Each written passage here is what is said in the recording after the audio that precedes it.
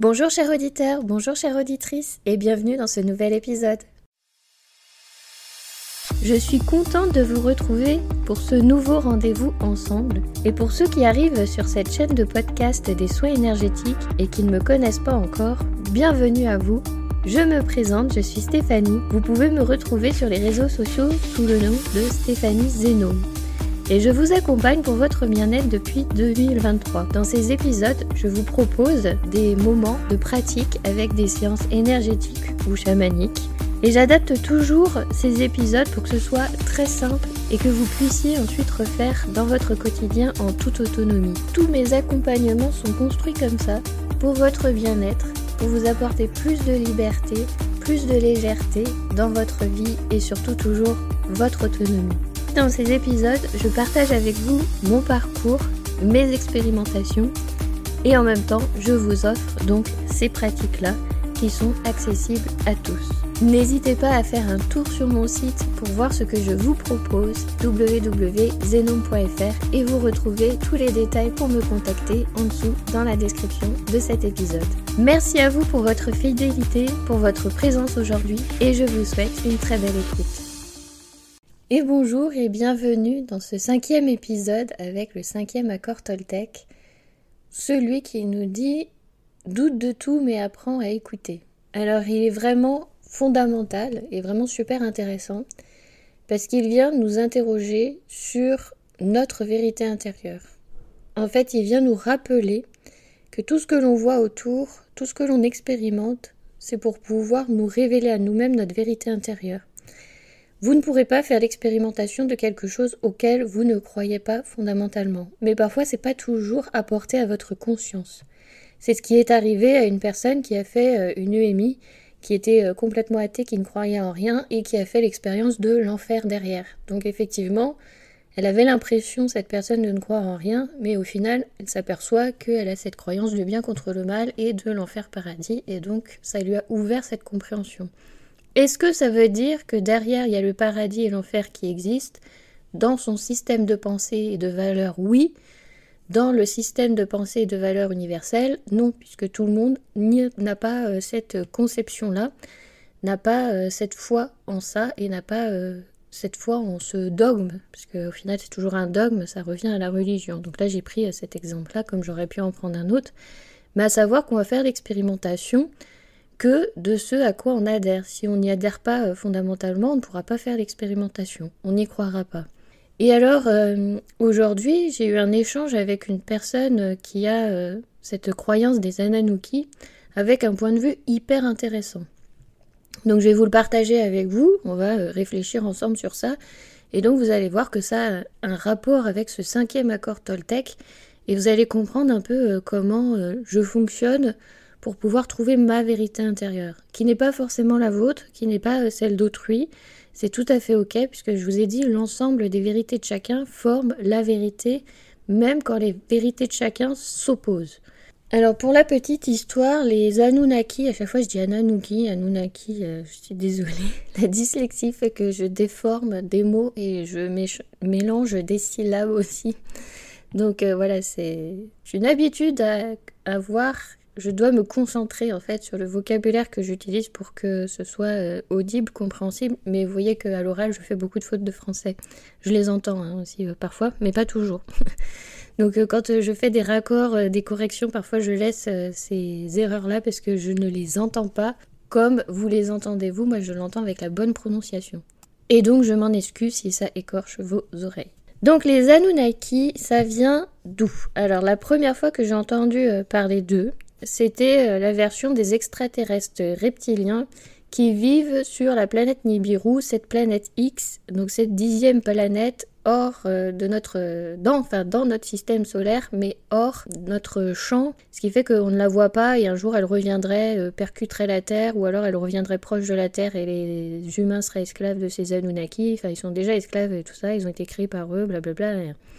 Donc voilà un peu la première histoire que j'ai entendue sur ces Anunnaki, et je me suis interrogée d'où vient cette idée-là. Alors déjà pour la 10e planète du système solaire, je dis 10 parce que forcément moi je suis des années 80 et dans les années 80 on avait 9 planètes, Pluton elle faisait encore partie du système solaire et moi je vous parle de ça, de ce que j'ai entendu dans ces années-là.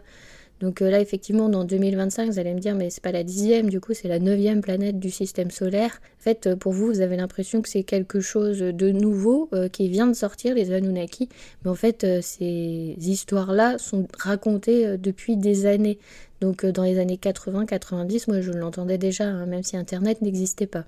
Donc voilà pour la petite parenthèse, voilà pourquoi la 10e planète.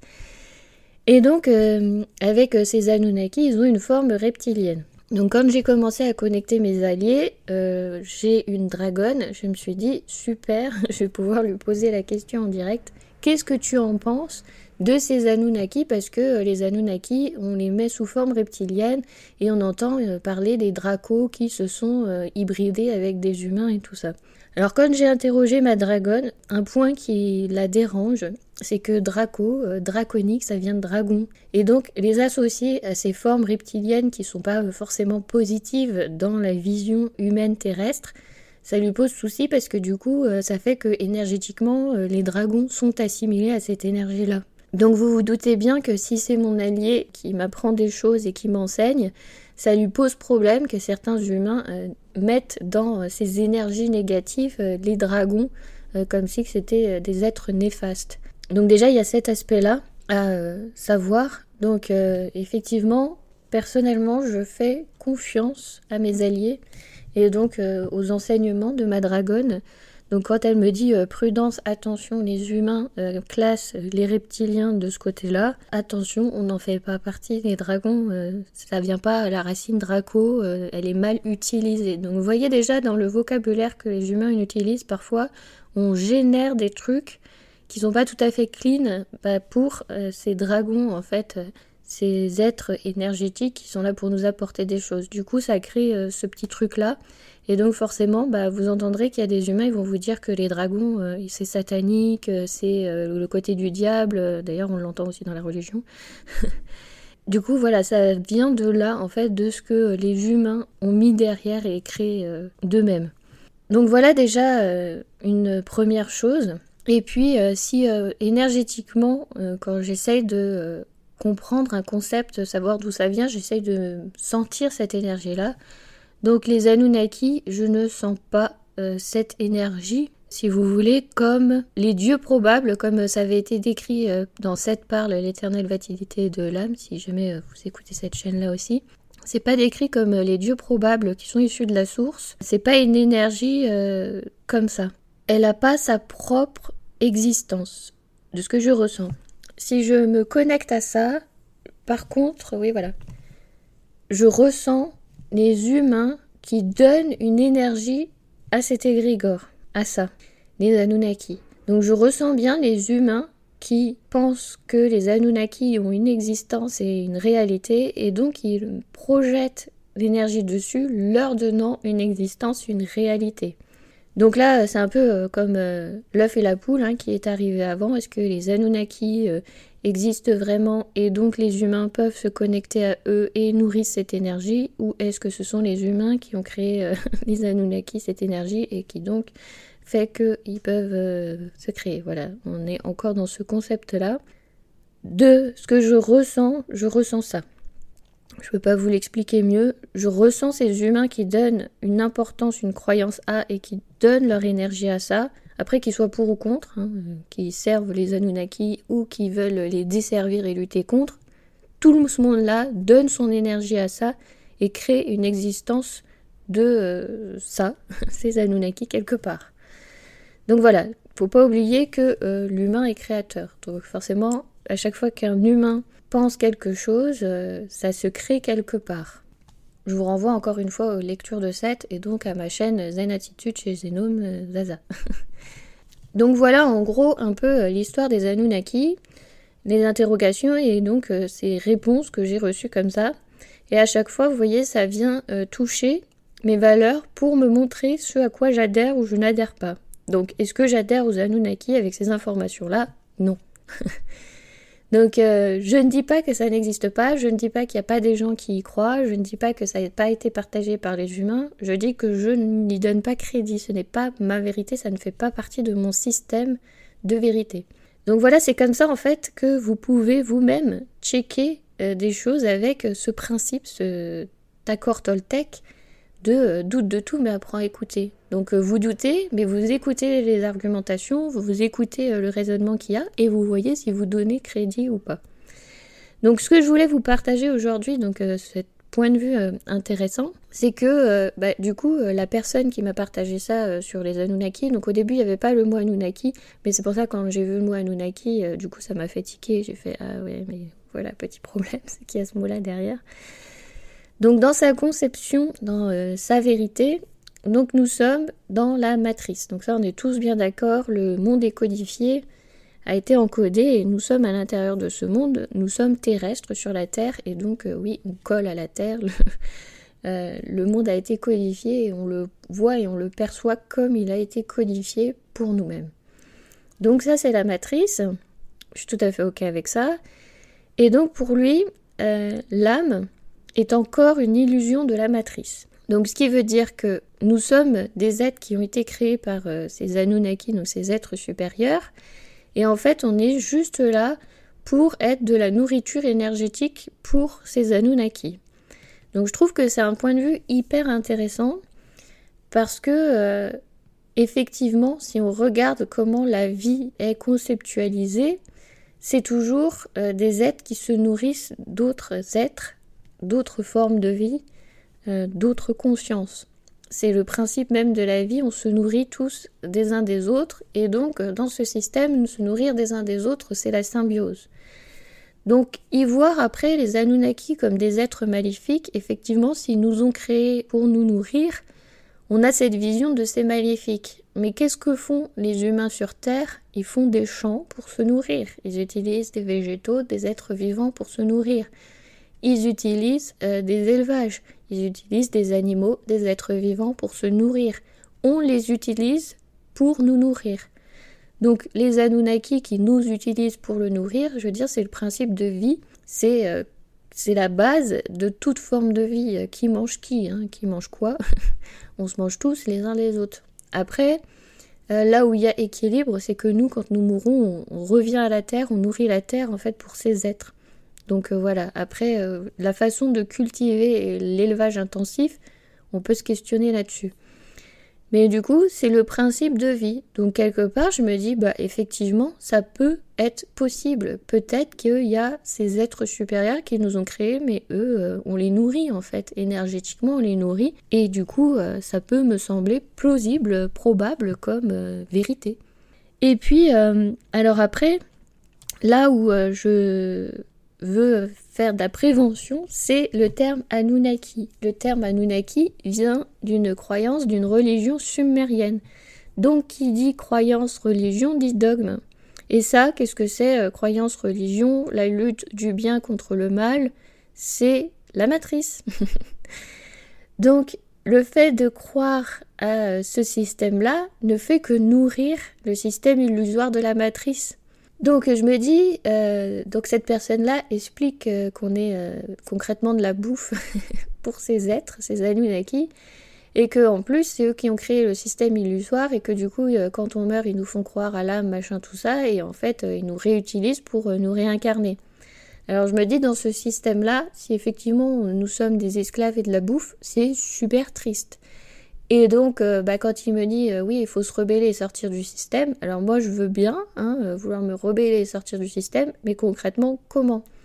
Parce que si ce sont des êtres supérieurs et que du coup, quand on meurt, ils nous remettent dans la matrice, ils nous réincarnent, le fait de mourir ne nous permet pas de sortir du système, puisqu'ils vont nous remettre dedans avec une réincarnation. Et le fait d'être sur Terre et juste de respirer et de parler et de se nourrir et de vivre, on nourrit le système encore. Donc concrètement, comment on sort de ça? Le fait d'être un être humain incarné sur cette Terre, on est en plein dedans. Et du coup, je me dis, vivre comme ça, du coup être la marionnette de ces Anunnaki, quelle vie! Enfin, vous devez pas être super heureux, super happy dans votre vie si vous avez cette conception-là de nous sommes des êtres utilisés, quoi, on est du bétail. Et donc malheureusement, on ne pourra pas en sortir puisque la mort ne fait que nous conduire à un éternel recommencement dans ce système-là. Donc voilà, c'est un peu triste comme vision de pensée, mais ça n'est pas dénué d'intérêt. Donc j'adhère pas trop à cette vision-là parce que en ayant connecté la source de ce qu'il y a de plus grand, j'ai pas cette notion de bien contre le mal. Pour moi, c'est encore du dogme, c'est de la religion, ça fait partie de la dualité, donc ça fait partie du système de la matrice et ça fait que le nourrir. Mais c'est un point de vue intéressant. Donc il y a quand même des failles, vous voyez, dans ce raisonnement. C'est pour ça que je peux pas vraiment y adhérer parce que je vois qu'il y a quand même des failles en me disant ouais, il faut se rebeller, il faut sortir du truc. Bah ouais, mais concrètement, comment je me sens en extraterrestre qui nous manipule? Vous voyez le film Matrix où les machines nous utilisent et tout, même Neo, au final, il s'aperçoit que c'est juste un programme et que c'est un programme de rebootage, mais il est toujours dans le programme, il fait partie du système, et le fait qu'il se rebelle, il fait toujours partie du système. Donc je me dis, bah comment sortir de ça? Du coup, concrètement, c'est pas vraiment possible.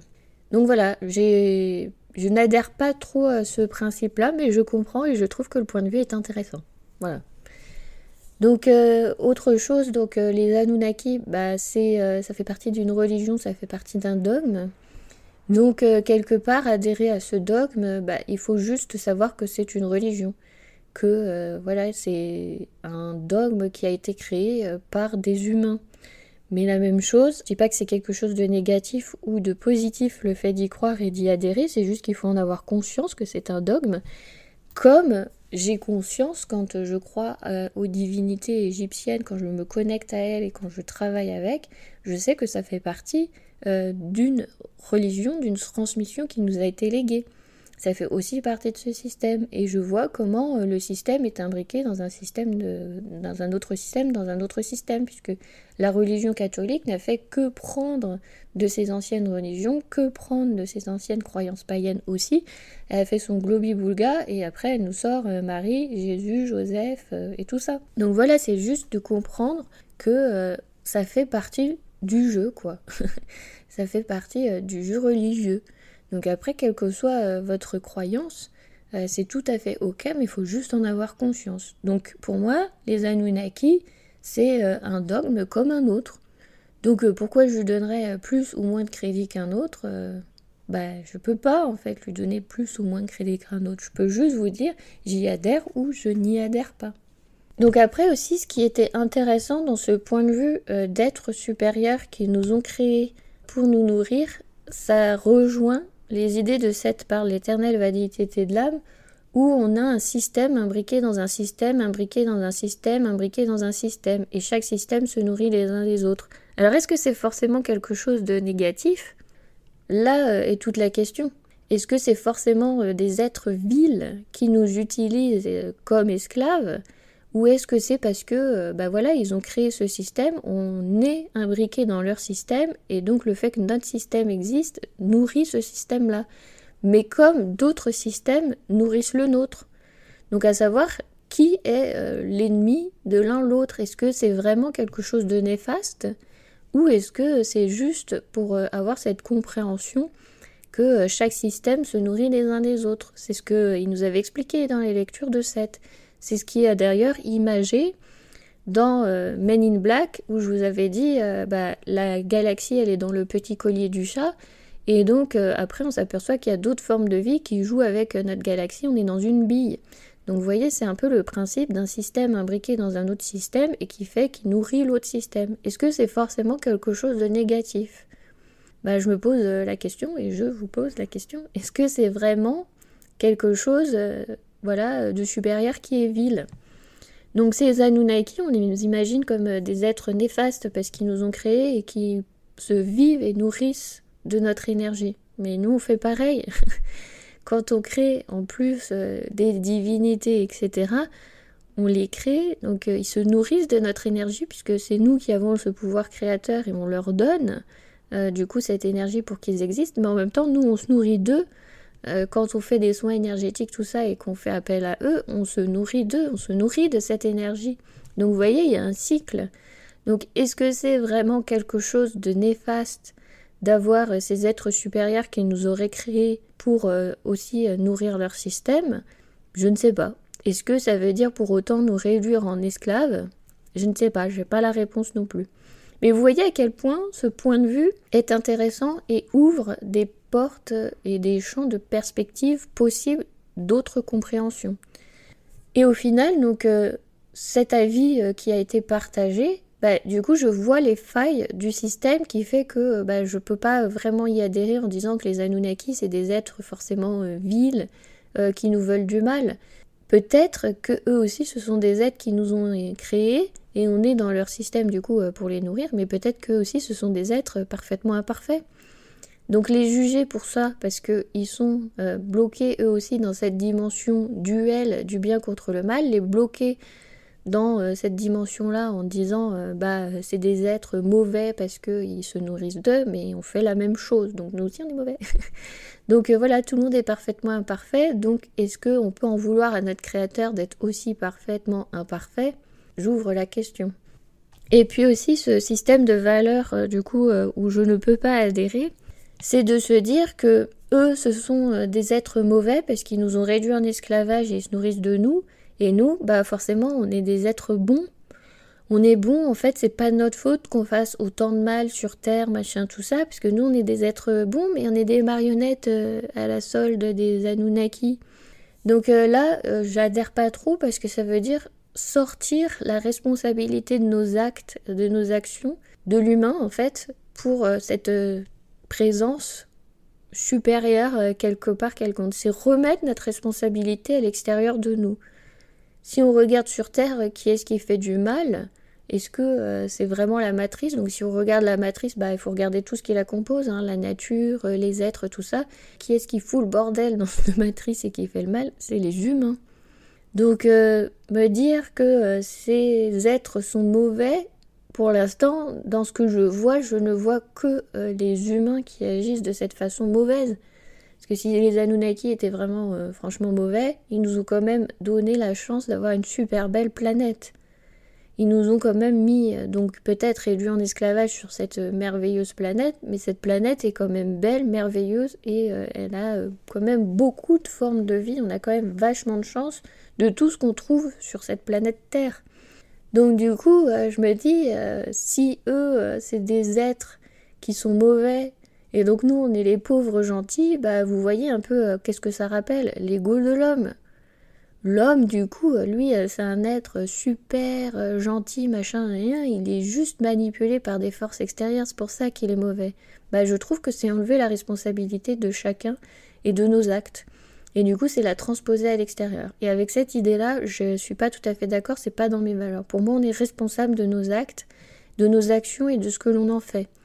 Donc ça revient en plus à la même chose encore avec cette histoire de karma où ça viendrait de l'extérieur. Vous voyez, tout ça, ça vient de l'extérieur, ça nourrit l'extérieur.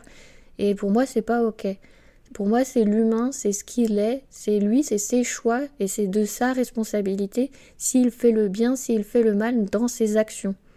Ça vient pas de quelque chose d'extérieur qui lui dicte ses actions. C'est vraiment un choix qu'il a fait lui, qu'il se soit conscient ou inconscient, c'est son choix. C'est son choix de faire le mal, c'est son choix de faire le bien, mais il l'a choisi. Donc je suis plus dans cette idée-là de remettre la responsabilité au cœur de l'humain, au cœur de chacun. Donc voilà en quoi ce sujet qui a été sorti comme ça par cette personne est intéressant, parce que du coup, c'est un indicateur sur mon chemin de mes valeurs intérieures. Et du coup, ça me permet de remettre en question mon système, de m'interroger et de chercher en fait à quoi je donne crédit, où est-ce que sont mes valeurs, où est-ce que sont les limites en fait de ma pensée, etc. Donc en fait, cette 5e accord Toltec, c'est ce qui vous invite à faire. Et c'est ce que je vous invite à faire en fait à travers mes podcasts. Vous écoutez les idées que je soulève, je vous précise bien quand ce sont mes idées, mes pensées, ma vérité.